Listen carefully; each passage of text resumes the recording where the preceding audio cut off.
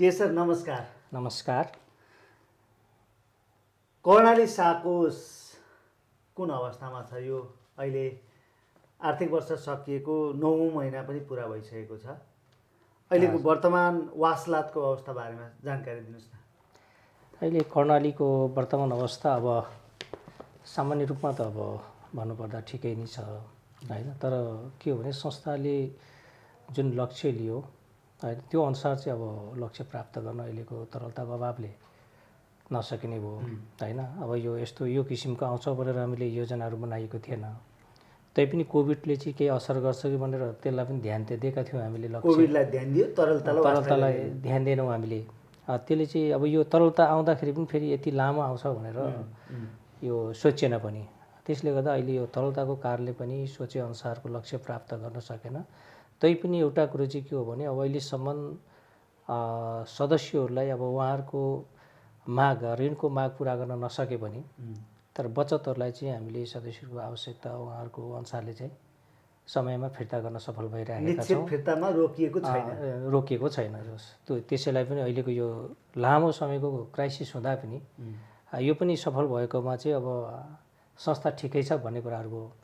अहिले हाल चाहिँ संस्थामा अब हाम्रो लगभग 22,3,79,00,00,000 समथिङ 80 करोडको हाराहारीमा बासलात छ, जसमा सेयर पुँजी 42-43 करोड छ, निक्षेप 1,78,79,00,00,000को हाराहारीमा छ, लगानी 1,49 करोड रहेको छ भने अब हामीसँग कोष तथा अन्य विभिन्न कोषहरू पनि अब यो गरिएको छ। झन्डै त्यो पनि हामीसँग 35-40 करोड त्यो कोष पनि छ। अब त्यहीले पनि अलिकति संस्थालाई चाहिँ हामीलाई दिगो रूपमा अथवा अहिलेको क्राइसिसमा पनि धान्न सक्ने पनि हामीलाई त्यो कोषले पनि हो।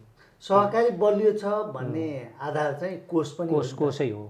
किनकि जुन संस्थामा चाहिँ कोषहरू चाहिँ दह्रो छ भने त्यो त 0% पैसा हो हैन। त्यो फिर्ता पनि गर्नु पर्दैन भनेपछि त जुन संस्थामा त्यस्ता कोषहरू दह्रो छ भने त्यो संस्थालाई अलिकति क्राइसिसहरू आउँदाखेरि पनि आफू टिक्न सक्छ हैन। र अर्को कुरा अब हाम्रोमा अब टिकिरहने अर्को एउटा अलिकति समस्या अब कम हुने कारण पनि के हो भने अब लगानी गर्न नसके तापनि हामीसँग ठुलो लगानीहरू पनि कमै छ अनि धेरै साना लगानीहरू छन्। त्यसले गर्दा हाम्रो चाहिँ अर्को कुरा अब साउँ ब्याज असुली दुइटै हुन्छ नियमित रूपमा हैन। त्यसले पनि टर्नओभर चाहिँ अब अलिकति किस्ता असुलीले गर्दाखेरि पनि अलिकति हामीलाई चाहिँ त्यसले पनि सपोर्ट गरेको छ। नभए चाहिँ यदि ब्याज मात्रै असुल गर्ने हो भने चाहिँ हामीलाई पनि निकै क्राइसिस आउँथ्यो होला। अन्य सहकारीहरू, बचत तथा ऋण सहकारीहरू जसले लघु वित्तको कारोबार गर्दैनन् अलिक कमै हुन्छ। किनकि हाम्रो माइक्रो फाइनेन्स त अब थोरै अब 1-2% नउठे पनि अब 98% त हाम्रो रिपेमेन्ट त भइराखेको छ हैन। यसले गर्दा पनि अलिकति हामीलाई टर्नओभरमा निकै सहयोग पुगेकै छ। यहाँले अस्ति साधारण सभामा एउटा राम्रै घोषणा गर्नुभएको थियो। 100 जनालाई सिपमूलक तालिम दिने युवालाई र उहाँहरूलाई उद्यमी बनाउने। त्यो लक्ष्य कहाँ पुग्यो? त्यो लक्ष्य चाहिँ अब हामीले अहिले पुरा गर्न यो वर्ष चाहिँ नसक्ने अवस्था नै भयो। हामीले अब पहिलो रूपमा चाहिँ हामीले यो वर्ष जस्तो 8,000 सदस्यहरूलाई चाहिँ यो कार्यक्रम हामीले यस्तो ल्याएको छौँ, एवेरनेस गर्ने कार्यक्रम थियो। यो पनि लगभग हामीले 50 वटा कार्यक्रम सफल गऱ्यौँ यो सदस्य अन्तर्क्रिया गोष्ठी चाहिँ।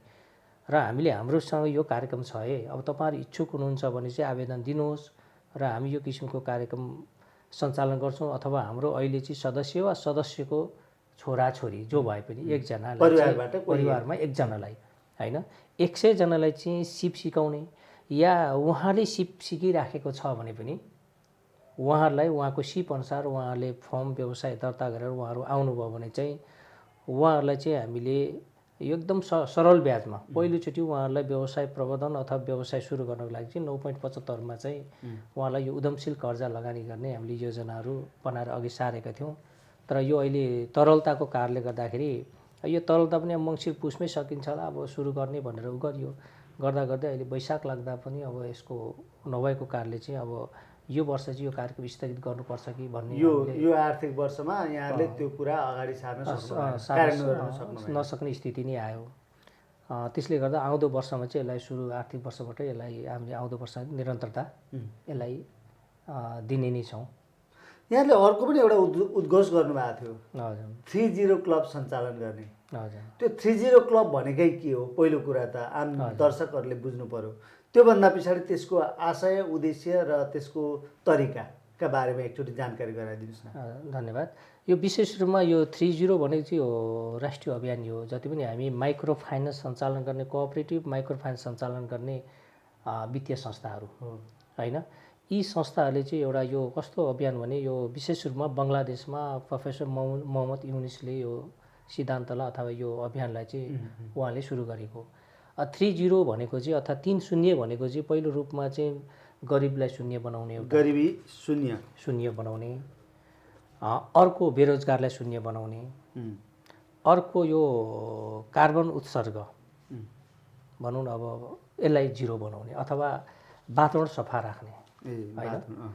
यी 3टा कुराहरूलाई चाहिँ हामी अब माइक्रो फाइनेन्स सञ्चालन गर्ने ब्याङ्कहरू माइक्रो फाइनेन्स सञ्चालन गर्ने कोअपरेटिभहरूले चाहिँ सुरु गरौँ भनेर चाहिँ यो राष्ट्रिय अभियान हो र हामी कर्णालीले पनि यसलाई अगाडि सार्ने योजनाहरू ल्याएको छ। र अब कर्णालीले अब यो यस अन्तर्गत अर्को एउटा अभियान पनि यसमा के जोडेको छ भने अब हामी एउटा यो यस अभियानभित्र भनौँ अर्को अभियान के छ भने जस्तो हाम्रा नेपालमा चाहिँ हाम्रा नानीहरू होइन बाबुआमाले खर्च गरेर पढाउनु पर्ने, तर त्यही नानीहरू चाहिँ विदेश जाँदा चाहिँ आफै कमाएर पढ्ने होइन भने अब नेपालमा चाहिँ किन त्यो काम नगर्ने त। अब नेपालमा पनि हामीले हाम्रा नानीहरूलाई चाहिँ पढ्दै काम गर्दै कमाउँदै पढ्ने वातावरण व्यवहारिक बनाउनुपर्छ है भन्ने यो एउटा 30 को यो अभियान पनि छ र हामीले यसलाई पनि अब अगाडि सार्दैछौँ। इम्प्लिमेन्टेसन नभए पनि यो पल्ट नभए पनि आगामी वर्ष आउँदो वर्षमा होइन। र अहिले हामीले अर्को के छ भने यही अभियानसँग जोडेर हामीले 10वटा विद्यालय हामी छान्दैछौँ। 10वटा विद्यालय चाहिँ हाम्रो अभियान के छ भने त्यहाँ एकदमै अति विपन्न परिवारको नानीहरू कक्षा 1 देखि कक्षा 12सम्म चाहिँ हामी 20जनालाई 10वटा विद्यालयमा 2 जना, 1जना छात्र 1जना छात्रा होइन अति विपन्नलाई चाहिँ कक्षा 1 देखि कक्षा 12सम्म चाहिँ हामीले उहाँहरूलाई अब अहिले चाहिँ पूर्ण रूपमा छात्रवृत्ति दिन नसके पनि पर इयर 5000 को दरले चाहिँ उहाँहरूलाई छात्रवृत्ति दिएर कक्षा 12सम्म पढाउने योजना हामीले यो पनि सारेका छौँ। अब यो योजना सफल भयो राम्रो भयो भने यसलाई अझै थप गर्दै लैजाने र कार्यान्वयनमा लाग्नुभयो कि लाग्नु भएन? छैन, अब यो वर्ष छनौटमा छ अहिले जस्तो हामीले विभिन्न पालिकालाई अबको सेसनबाट हामी सुरु गर्दैछौँ। र यहीसँग जोडेर चाहिँ अब त्यो हरेक विद्यालयमा यो क्लब पनि यही गठन गरेर अनि अब त्यो नानीहरूलाई चाहिँ हामीले त्यो व्यवसाय उहाँहरूलाई पनि सिप सिकाएर चाहिँ उहाँहरूलाई पनि केही न केही गरेर आफै कमाएर पढ्ने एउटा त्यो किसिमको सिर्जना गर्ने कि भन्ने त्यो सोच पनि अहिले हामीले अघि सारिरहेका छौँ। र यो चुनाव पछाडि यो चुनावले गर्दा हामी अलिकति रोक्यौँ। यो इलेक्सन पछाडि चाहिँ अब नयाँ आउने जननिर्वाचित हाम्रा प्रतिनिधिहरूसँग बसेर चाहिँ अनि हामी त्यो किसिमको अभियान अगाडि सार्ने कि भन्ने योजना हामीले राखिरहेछौँ। कार्यक्रमहरू थप्दै जाने। यहाँले चुनावको प्रसङ्ग गर्नुभयो। स्थानीय तह चुनाव नजिकिएको छ, हामी त्यसैको सङ्घारमा छौँ। स्थानीय तह निर्वाचनका कारण सहकारीको निक्षेप सङ्कलन, कर्जा लगानी आदि इत्यादिमा के कस्तो असर र प्रभाव परेको छ? यसले चुनावले हामीले केही असर गर्दैन होइन। चुनाव आफ्नो किसिमले चल्ने हो, अगाडि बढ्ने हो, हाम्रो कार्यक्रम आफ्नो किसिमले गर्ने हो। र हामी के छ भन्दाखेरि कुनै पार्टीको कुनै उसको झन्डा बोकेर हाम्रो कर्मचारी र हामी हिँड्दैनौँ। अब भोट हाल्ने कुरा त आफ्नो विचारमा नागरिक अधिकार जहाँ मैले उठाएको चाहिँ त्यो लघुवित्तको कारोबार गर्ने मान्छेहरू त निकै फिल्डमा मजदुरहरू निस्किनु भएको छ यति बेला, तर त्यस कारणले गर्दा उहाँहरूले काम नगरिकन श्रम नगरिकन फिल्डमा निस्किँदाखेरि चाहिँ यहाँलाई असर पर्छ कि? त्यसले असर गर्दैन, त्यसले असर गरेको छैन। अब यस्तो छ, अब माइक्रो फाइनेन्समा के छ भने मैले किस्ता तिर्नुपर्छ यो दिन यो मितिमा भन्ने कुराहरू हाम्रो सदस्यहरूलाई एकदम थाहा हुन्छ। अब नतिर्नेले त चुनाव नआउँदा नतिरेकै छन् होइन। नतिर्नेले त जुनसुकै बेला बाहना बनाउँछन् गर्छन्, तर तिर्नेले चाहिँ जुनसुकै कार्यक्रम आए पनि जे आए पनि हुन्छ। त्यसले गर्दा हामीलाई चुनावले त्यस्तो नकारात्मक असरहरू त्यस्तो प्रभावहरू पारेको छैन। तरलता अभावमा बजारमा पैसा नभएको बेलामा निर्वाचनका कारणले अलिअलि बजारमा पैसा आएको छ, निक्षेप सङ्कलनमा केही सकारात्मक प्रभाव त्यो पर्यो? अब त्यसले त्यस्तो ठुलो परिवर्तन चाहिँ छैन होइन। अब सामान्य रूपमा बजारमा अब चुनावको ताकाहरूमा अलिकति बजारमा बढी पैसा जान्छ अनि केही न केही फजुल खर्चहरू पनि बढी हुन्छ होइन। अनि त्यसले गर्दा व्यवसायहरूले पनि केही न केही पैसा चाहिँ उहाँहरू सङ्कलन हुन्छ। केही न केही प्रतिशत चाहिँ अब यो इलेक्सनको समयमा अलिकति निक्षेप केही न केही चाहिँ बढ्ने सम्भावना हुन्छ। अब अहिले चाहिँ ठ्याक्कै भनिहालेको छैन होइन। अब यो मसान्तको रिपोर्टले चाहिँ अब यसले कतिको प्रभाव पारेको छ भन्ने देखाउँछ। हुन्छ, यो विषय चाहिँ हामी जेठमा मात्रै थाहा पाउँछौँ। जेठमा मात्रै थाहा पाउँछौँ वैशाखको प्रगति के हो प्रगति के हो। हामी अलिक प्रसङ्गलाई अगाडि बढाउँ थोरै नि। कर्णाली बचत तथा ऋण सहकारी संस्था लिमिटेडले लघुवित्त कारोबार पनि गर्छ। थुप्रै मानिसहरू पूर्वमा चिनिएको लघुवित्त संस्था पनि हो यो। गत चैत 28 र 29 गते काठमाडौँमा यहाँहरूले बृहत ढङ्गबाट लघुवित्त सम्मेलन गर्नुभयो। यसको सार्थकता के हो, के थाहा पाएर आउनुभयो त्यहाँबाट? यहाँ पनि सहभागी हुनुहुन्थ्यो। अब यसको चाहिँ मुख्य उद्देश्य नै के हो भने यो राष्ट्रमा माइक्रो फाइनेन्सको योगदान के छ त होइन। वास्तवमा अब अझै पनि जसले जतिसुकै जे गरे पनि अब राज्यले माइक्रो फाइनेन्सलाई हेर्ने दृष्टिकोण के छ भन्दा अलिकति नेगेटिभ नै छ होइन। यिनीहरूले चाहिँ महँगो ब्याज लिने अनि यिनीहरूले चाहिँ गरिबहरूलाई चाहिँ अझ गरिब बनाउने होइन। अब यस्तो गलत सोचाइहरू चाहिँ अझै पनि छ। त्यसले गर्दाखेरि यो राष्ट्रिय लघुवित्त सम्मेलन चाहिँ के देखायो भने वास्तवमा यो माइक्रो फाइनेन्सले चाहिँ त्यस्तो वर्गमा गएर काम गरेको छ होइन। र अर्को कुरा के हो भन्दा महिलाहरू हिजो आर्थिक सहभागितामा महिलाहरू एकदमै कम न्यून हो नि त। तर माइक्रो फाइनेन्सले चाहिँ यस्तो गरेको छ कि आर्थिक सहभागिता महिलाहरूलाई अगाडि बढाएको छ। उनीहरू सचेत छन् होइन। अब हजारमा एकजना दुईजना फ्रड हुनु, डिफल्ट हुनु, बिग्रिनु त्यसलाई हामीले चाहिँ ठुलो इस्यु बनाएर गर्नु हुँदैन। वास्तवमा त्यसले बिगारेको छ। एउटा चाहिँ हजारमा एकजनाले चाहिँ बिगार्यो अथवा हजारमा एकजना चाहिँ बिग्रिएर गइदियो भने त्यसैलाई इस्यु बनाएर चाहिँ माइक्रो फाइनेन्सलाई अलिकति बदनाम गराउने काम गरिएको छ। तर हजारमा 979 जनाले गरेको प्रगतिलाई चाहिँ गौण राखिएको छ क्या। बिग्रेको यहाँ हो। अनि त्यसले गर्दा माइक्रो जुन लघुवित्त राष्ट्रिय सम्मेलन भयो यसले चाहिँ के देखाउनु यो नेपालभरिबाट उद्यमशील महिलाहरूको काम त्यहाँ माइक्रो फाइनेन्सले उत्पादन गरेका उद्यमीहरू चाहे बाख्रा पालन, चाहे कृषिमा गरौँ, चाहे जे गरौँ होइन। जुनसुकै व्यवसाय उद्यमी थिए। हिजो केही थिएन तर आज उद्यमी भए।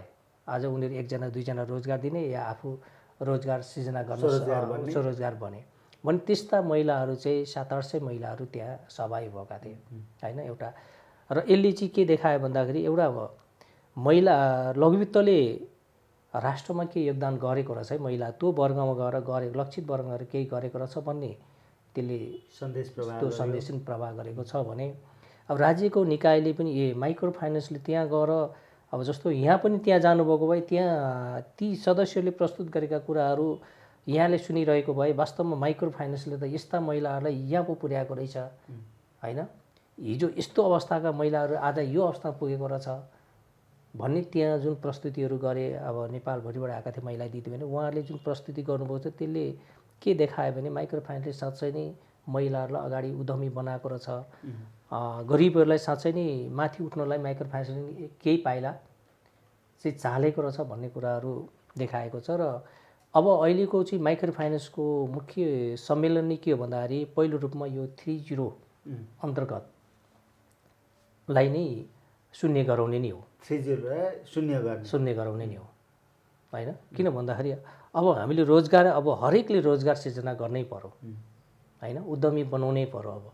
अब बचत लिने ऋण मात्रै दिने होइन। अब उद्यमीमा बढी जोड गर्नु पर्यो होइन। वातावरण पनि त्यतिकै सफा गर्नु, रोजगार पनि सिर्जना गर्नु पर्यो भने अब यो अहिलेको यो राष्ट्रिय लघुवित्त सम्मेलनको मुख्य उद्देश्य पनि यो एउटा राज्यलाई पनि हामीले यसो गरेको छौँ है भनेर सन्देश प्रवाह गर्नु पनि मुख्य उद्देश्य। जसलाई हेर्ने दृष्टिकोणै फरक थियो त्यसलाई सकारात्मक बनाउने नै हो। यो सार्थक भयो। यो लगभग अब सम्मेलन चाहिँ एकदमै सफल भयो होइन। जाने सहभागिताहरू र आउने त्यहाँ जो हुनुहुन्थ्यो अब राष्ट्र ब्याङ्कबाट आउनुहुन्थ्यो, विभिन्न अरू व्यक्तित्वहरू आउनुहुन्थ्यो, उहाँहरूले ती कुराहरू सुन्दा ती कुराहरू पाउँदाखेरि वास्तवमा र विभिन्न क्षेत्रबाट गाउँबाट विभिन्न कुना काप्चाबाट महिला दिदीबहिनी त्यहाँ पुगेर आफ्नो उद्यमशीलता प्रस्तुत गरिरहँदाखेरि उहाँहरूलाई पनि के लाग्यो भने वास्तवमा माइक्रो फाइनेन्सले नेपालमा गरेको रहेछ भन्ने चाहिँ एउटा उहाँहरूले पनि त्यो चाहिँ फिडब्याक पाउनुभएको छ। त्यसो भए लघुवित्त वित्तीय संस्थाको विषयमा यहाँले छलफल गर्नुभयो। हजुर। सहकारीमा चाहिँ लघुवित्त वित्तीय संस्था लघुवित्तको कारोबारले सहकारी क्षेत्रमा चाहिँ कस्तो प्रभाव र असर पारेको छ? सकारात्मक छ? अघि उहाँले भने जस्तै 99% ठिक 1% बेठिकले बिगारेको छ कि हामी त कतिपय अवस्थामा गलत अफवाह पनि सुनिरहेका छौँ, गलत सन्देश पनि प्रभाव भइरहेको पाउँछौँ। यहाँ सहकारीको सञ्चालक त्यसमध्ये पनि उत्कृष्ट लघुवित्त कारोबार गर्ने संस्था के राम्रा पक्ष चाहिँ के हुन् सहकारी संस्थामा लघुवित्तको प्रवेशले? अब लघुवित्तको प्रवेशले अथवा सहकारीले माइक्रो फाइनेन्स सञ्चालन गरिरहँदाखेरि वास्तवमा सहकारीले सञ्चालन गर्नुपर्ने नै माइक्रो फाइनेन्स हो होइन? सहकारीको थिमसँग वास्तवमा त्यो वर्गमै गएर काम गर्ने हो। तर अलिकति राज्यको ऐन नियम कानुनहरू चाहिँ कस्तो भन्दाखेरि अब सहकारीले बिना दितो कर्जा प्रवाह नगर भन्छ होइन? अब सहकारी अरे गरिबको उत्थान गर्ने भनेर राज्यले भनिरहन्छ, फेरि त्यो वर्गमा गएर त्यो अनुसारले काम गर्दाखेरि नगर भन्छ फेरि। हेर्नुहोस् राज्यको कानुन अलिकति हामीलाई यो दोधारे होइन, अथवा दोहोऱ्याएर त्यसले गर्दा हामीलाई विभिन्न अप्ठ्यारो कुराहरू होइन। अर्को कुरा के भन्दाखेरि माइक्रो फाइनेन्स सञ्चालन गर्ने कुराहरूमा त्यो वर्गसँग उनीहरूसँग निक्षेप पर्याप्त हुँदैन होइन। अनि अर्को कुरा के हो भने अन्य सदस्यहरूसँग चाहिँ बचत ऋणी सदस्यको अनुपात 15-20% हुन्छ, माइक्रो फाइनेन्समा चाहिँ 80% हुन्छ ऋणी सदस्य अनुपात। भनेपछि 80% ऋणीले माग गर्छन्, ऋण माग गर्छन् भनेपछि त त्यो उहाँहरूसँगै कलेक्सन भएको पैसाले पुग्दैन क्या होइन, पुग्दैन। अर्को कुरा त के भने उहाँसँग महिनामा 100, 200, 500 कलेक्सन गरिएको हुन्छ महिनामा होइन। तर उहाँहरूलाई चाहिँ के हुन्छ भने उहाँहरूको आवश्यकता अनुसार 10,000, 20,000, 30,000, 50,000, 1 लाख लगानी गरिएको हुन्छ भनेपछि त अरू अब सहकारीको नीति अनुसार के कमसेकम 20% सदस्यको योगदान होस् भन्छ। तर माइक्रो फाइनेन्समा उहाँहरूको 20% हुने अवस्था रहँदैन, पुग्दैन नि त। नपुगेपछि हामीले बाह्य स्रोतबाट पैसा ल्याउनु पर्ने हुन्छ। अनि यो चाहिँ किन ल्याइस् भन्छ फेरि अब होइन, अप्ठ्यारो। वास्तवमा अब हामीले त वास्तवमा के हो भने कमर्सियल ब्याङ्क या चाहिँ जहाँ त्यो वर्गको पहुँच पुग्दैन, कमर्सियल ब्याङ्क या विकास ब्याङ्क रिमोट एरिया ग्रामीण भेगमा, तर त्यो पैसा ल्याएर हामीले चाहिँ त्यो वर्गमा पुर्याइदिएका छौँ नि होइन। तर हामीलाई बिचौलियाको काम गरियोस् भन्छ। बिचौलिया त आखिरीमा जो पनि बिचौलिया हो नि त, मध्यस्थ सहकारी खोलेर हामीले निक्षेप सङ्कलन गरेर अनि फेरि यता गर्नु त्यो पनि बिचौलियै त हो आखिरीमा। त्यहाँ कुनै तपाईँको ठुलो अब मार्जिन राखेर उ गरेर त काम गरेको छैन होइन। सदस्यहरूलाई चाहिँ घर दैलोमा गएर सेवा दिएको छ, ब्याङ्कमा पहुँच नपुगेको ब्याङ्कको पैसा लगेर त्यहाँ दिएको छ हो किन भन्नुहोस् न, त्यहाँ दिएको छ नि त। त्यसले गर्दा यो अर्थमा चाहिँ राज्यले बुझिदिए वास्तवमा कोअपरेटिभहरूले माइक्रो फाइनेन्स सञ्चालन गर्नेहरूले चाहिँ वास्तवमा ब्याङ्कको पैसा जहाँ ती वर्गको पहुँचै पुग्दैन त्यो पैसा निकाल्न, त्यो पैसा संस्थाले ल्याएर त्यहाँ पुर्याइदिएको छ होइन। उनीहरूको आर्थिक उन्नति, आर्थिक समृद्धिको लागि, उहाँहरूको व्यवसाय प्रबन्धनको लागि त्यो काम गरेको छ भन्ने कुरा चाहिँ कमसेकम बुझिदिए चाहिँ अलिकति हामीलाई सहज हुन्थ्यो क्या। हामीले अलिकति आजको जस्तो यो तरलता अभाव, मङ्सिर पुसदेखि सुरु भएको तरलता अभाव वैशाखसम्म पनि कायम छ। यस्तो तरलता अभावमा चाहिँ लघुवित्त सहकारी संस्थाहरूको, लघुवित्त वित्तीय संस्थाहरूको योगदान के हुने रहेछ?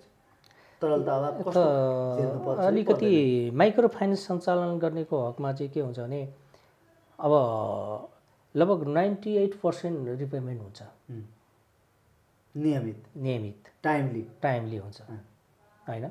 अनि जसले गर्दा चाहिँ टर्नओभर एकदमै राम्रो भएकोले गर्दा चाहिँ हामीलाई त्यो क्षेत्रमा चाहिँ वास्तवमा त्यसले गर्दा पनि यो क्राइसिसमा पनि हामीलाई अलिकति सहज हुने कारण पनि त्यो हो। लिक्विडिटीमा अब जे होस्, अब टर्नओभर भइरहन्छ, हामीलाई त्यो पैसा त आयो गयो जे होस् गर्नु भयो, लगानी पर्याप्त गर्न सकिँदैन। तर के हो भने सदस्यहरूको निक्षेप फिर्ता गर्न, साना लगानी गर्न त त्यसले पुग्छ क्या, पुगिरहेछ। हामीले लगभग यही वैशाख लागेपछि मात्रै अलिकति यो हप्ता 10 दिन 15 दिन रोकेको लगानी सानो पनि नभए हामीले सानो लगानी पनि के छ महिनाको 22-25 करोड लगानी गरिराखेकै थियौँ भनौँ न। लगानी ठुलो मात्रै रोकेका थियौँ, साना त लगानी एकैपटक ठुलो लगानी नगर्ने, सानो चाहिँ चलिरहेको थियो। र अहिले वैशाख लागेपछि चाहिँ त्यसलाई पनि अलिकति रोकिरहेछौँ होइन। नभए चाहिँ यदि माइक्रो फाइनेन्स नहुने भने हामीलाई यसले अझै जटिल बनाउँथ्यो।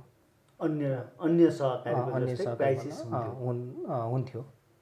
सर अन्तिममा अब सर अन्तिममा यो लघुवित्त सम्मेलनबाट यो वित्तीय कारोबारमा केही नयाँ आयाम थपिन्छ? कस्तो अनुभूति गर्नुभएको छ? अब मैले अघि भने यहाँलाई अहिलेको राष्ट्रिय लघुवित्त सम्मेलनको मुख्य उद्देश्य नै के हो भन्दाखेरि अब रोजगार सृजना गर्ने पहिलो उद्देश्य नै, सदस्यहरूलाई उद्यमशील बनाउने होइन, र अर्को कार्बन उत्सर्जनको अभियान सुरु गर्ने। अब त्यो प्राय हामी सबै ठाउँ त सक्दैन, तैपनि आफ्नो एउटा सानो ठाउँबाट प्रयास सुरु गरौँ होइन।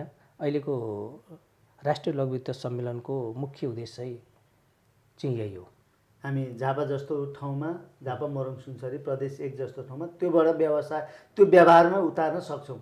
लगभग हामी पनि अब सबै क्षेत्रलाई त समेट्न सक्दैनौँ होइन। हामीले पनि एउटा क्षेत्रलाई हेरेर त्यो अभियान सुरु गर्ने के हो। अनि त्यही अभियान हामीले आखिरमा योभन्दा अगाडि पनि 100 जना रोजगार सृजना गर्ने भन्ने अभियान पनि वास्तवमा अब यहीँ आएर जोडिन चाहिँ फेरि हामीले त यो अभियान यो 30 आउनुभन्दा अगाडि 100 जनालाई गर्ने योजना हामीले गत वर्षै राखेको थियौँ, उद्यमी बनाउने होइन। फेरि यो आइसके पछाडि अब हामीले यसैलाई जोडेर अगाडि बढाउने हाम्रो चाहिँ योजना ठ्याक्कै रह्यो। भनेपछि यहाँहरूको सोचाइ त्यो माथि लघुवित्त सम्मेलनको भन्दा पहिले हाम्रो आइराखेको कार्यान्वयनमा ल्याउन खोजेको थियौँ होइन। सर हामीले समय सकिन लागेको छ, हामीसँग कुराकानी गर्ने समय। यो सहकारी संवादमा यहाँ जुट्नु भएको छ। आम दर्शकहरूलाई कर्णाली साकोसको अध्यक्ष र एउटा अगुवा सहकारी कर्मीको हैसियतले के सन्देश प्रवाह गर्नुहुन्छ? म विशेष रूपमा अब सम्पूर्ण अब शेष सदस्यज्यूहरूलाई पहिलो त म अब यो ढिलै भए पनि नयाँ वर्षको शुभकामना व्यक्त गर्न चाहन्छु होइन। र अर्को कुरा म सम्पूर्ण सदस्यज्यूहरूलाई के हो भने संस्थालाई अगाडि बढाउने फुलाउने र गरेमा सम्पूर्ण शेष सदस्यहरूकै भूमिका हो। हामी त उहाँहरूले पठाएको एउटा सेवक, एउटा गोठालो मात्रै हौँ होइन। उहाँहरू सेयर धनी हुनुहुन्छ, उहाँहरू सेयर मालिक हुनुहुन्छ होइन। त्यसले गर्दा मालिकले यी गोठालाहरूले काम ठिकसँग गरेको छ कि छैन त्यो पनि हेरिदिउन्। अर्को कुरा के हो भने संस्थाले ल्याएको नीति तथा कार्यक्रमहरू जे छ यसमा चाहिँ उहाँहरू समावेश भएर संस्थालाई अझ अगाडि बढाउने उहाँहरूले पनि सहयोग गरिदिनु भयो भने सदस्यहरूको हरेक आवश्यकता के हुन्छ संस्थाले सहज रूपमा पुरा गर्न सक्छ। त्यसले गर्दा म चाहिँ सम्पूर्ण शेयर सदस्यहरूलाई विशेष रूपमा अब संस्थाले ल्याएको हरेक कार्यक्रममा चाहिँ यहाँहरू सहभागी भइदिन म आग्रह गर्न चाहन्छु। र अहिलेको यो तरलताको अभावमा पनि यहाँहरूले धैर्य धारण गरेर होइन संस्थालाई सहयोग गरिदिन पनि म आग्रह गर्न चाहन्छु। सर समय दिनुभयो, यहाँलाई धेरै धेरै धन्यवाद। धन्यवाद गोपाल सर, तपाईँलाई पनि मलाई पनि आज स्टुडियोमा ल्याएर आफ्नो कुरा राख्न दिनुभएकोमा यहाँलाई पनि फेरि मुरी धन्यवाद दिन चाहन्छु। हस्, नमस्कार। हवस्, नमस्कार।